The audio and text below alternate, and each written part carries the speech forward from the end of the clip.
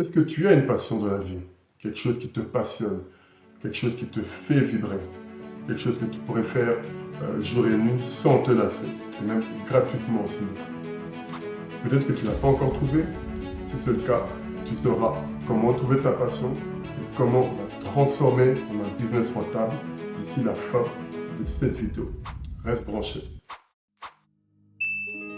Salut à toi et bienvenue sur ma chaîne Yo Attitude, la chaîne qui te pousse à être la meilleure version de toi-même et en peu de temps. Dans un monde où les gens sont de moins en moins patients, sont de moins en moins attentifs et utilisent de moins en moins leur temps à bon escient, je trouve que la formule apprendre essentiellement bref est plus que nécessaire. Donc si tu veux apprendre rapidement, tu es au bon endroit. Si tu ne me connais pas encore, appelle-moi Mr. Bips. Je suis serial entrepreneur, motivateur, également activiste de l'éveil des consciences. Rentrons dans le vif du sujet. Comment trouver ta passion? Déjà, la passion, c'est quelque chose qui t'anime, quelque chose qui te fait vibrer. C'est pas quelque chose que tu aimes faire, c'est quelque chose que tu adores faire. Mais comment la trouver? Certaines personnes la trouvent très tôt et très facilement de manière très naturelle. D'autres, en revanche, devront explorer. Je m'explique. En effet, pour trouver ta passion, si tu ne la connais pas encore, il te faudra explorer différentes activités, différents centres d'intérêt. Il te faudra tester les choses, expérimenter de nouvelles horizons. Donc, il te faudra sortir de ta zone de confort, sortir de ta routine. Et oui, encore une fois, cette fameuse zone de confort dont je parle souvent et dont j'ai fait une vidéo d'ailleurs qui sera en description si ça t'intéresse à la regarder. Je disais donc, tu seras obligé d'essayer de nouvelles choses pour trouver ta passion, si tu ne l'as pas encore trouvée. En général, ta passion se situera non loin de ce que tu aimes déjà. Elle est forcément très proche de ce que tu aimes déjà faire. Je te conseille donc d'expérimenter de nouvelles choses autour des choses que tu aimes déjà faire. Par exemple, tu peux être quelqu'un qui est dans la couture, qui aime le faire, mais qui ne le ferait pas forcément par passion ni gratuitement. Dans ce genre de cas, tu pourrais essayer le dessin de vêtements par exemple, ou la photographie de mode, ou du style concert en mode, ce genre de choses. En bref, tu chercheras pas très loin de ce que tu aimes déjà faire et tout autour de cela. Et ainsi, tôt ou tard, tu trouveras. Sortir de ta routine et découvrir ta passion peut t'arriver de plusieurs manières. Il peut t'arriver de sortir, découvrir un endroit, vivre une expérience et suite à cela, découvrir ta passion. Il y a des gens qui ont découvert que leur passion était de jouer d'un instrument après avoir été à un concert ou à un opéra par exemple. En ce qui me concerne moi, il y a énormément de choses que j'aime faire. Mais ma vraie passion, c'est de partager des discussions de haute qualité avec les gens. Soit de m'éveiller, soit d'éveiller les gens. C'est quelque chose que je peux faire à longueur de journée sans me lasser et sans que ça pèse le moindre poids pour moi. Limite, manger un biscuit sera plus pesant. Tu vois où je veux en venir? Ça, c'est ma passion à moi. Maintenant, il te faudra trouver la tienne. Autre exemple, tu peux être dans la musique, musicien, et découvrir que tu aimes certes beaucoup chanter, mais que tu adores plutôt faire des instrumentales ou faire des clips. D'ailleurs, ça me fait penser au producteur de clips Chris Macari, qui est celui qui fait les clips de B2O, le numéro 1 du rap français. Il expliquait qu'il a découvert qu'il en fera de ça sa vie après avoir regardé un clip américain. Le clip américain était tellement bien fait que ça fait naître chez lui une passion. La passion d'être producteur de clips vidéo.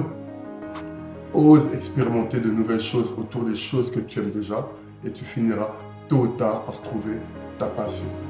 Une fois que tu as trouvé quelque chose qui te passionne ou du moins quelque chose qui s'en rapproche, tu auras l'opportunité de la transformer en un business rentable. Ça nous mène à la deuxième étape. Comment apprendre à transformer ta passion en un business rentable? Ici, on rentre les deux pieds dans l'entrepreneuriat. Donc, il y aura des notions de base que tu vas devoir connaître. Du style, je te parle d'étudier ton marché, identifier le besoin, les attentes des consommateurs, ce genre de choses. Ce sont des notions qu'on ne va pas développer dans cette vidéo, mais on ne sera pas très loin de ça. Le raccourci que je te donne ici vont s'appuyer sur 4 points. Tu devras réfléchir à comment ta passion peut répondre à un besoin. Déjà, sache que toutes les passions peuvent répondre à un besoin. Et il te faudra user du deuxième point pour y arriver, qui sera d'être créatif. À ce stade, tu vas jouer de ton imagination, t'inspirer peut-être de ce qui se fait déjà, prendre conseil, regarder chez le voisin s'il le faut, mais en gros, il te faudra utiliser ton côté créatif. Une fois fait, tu pourras ensuite proposer des solutions innovantes. C'est le troisième point. Des solutions complètement sorties de ton imagination ou de tes sources d'inspiration. À ce stade, tu échangeras ta passion contre de l'argent, en prenant bien en compte l'environnement dans lequel tu es et les opportunités technologiques du monde. Il est fort probable que la technologie qui avance à grande vitesse de nos jours et qui est de plus en plus accessible puisse t'aider à ramener un côté créatif et innovant à ton business. Par exemple, ta passion peut être la coiffure. Dans une ville grande comme Kinshasa où il y a des pseudo-coiffeurs à tous les coins de rue, ton service de coiffeur à domicile sur réservation peut être vendu via un beau site internet par exemple. Un beau site internet qui aurait été fait par l'intelligence artificielle en quelques minutes et qui augmenterait la valeur perçue de ton service chez tes futurs clients. Ce qui nous mène au point 4, de différencier de la concurrence. Fais ce que ton voisin ne fait pas et mets-y du cœur. Pour le côté mettre du cœur, ça ne sera pas si compliqué que ça si c'est ta passion. Mais pour le reste, tu vas devoir sortir de ta zone de confort.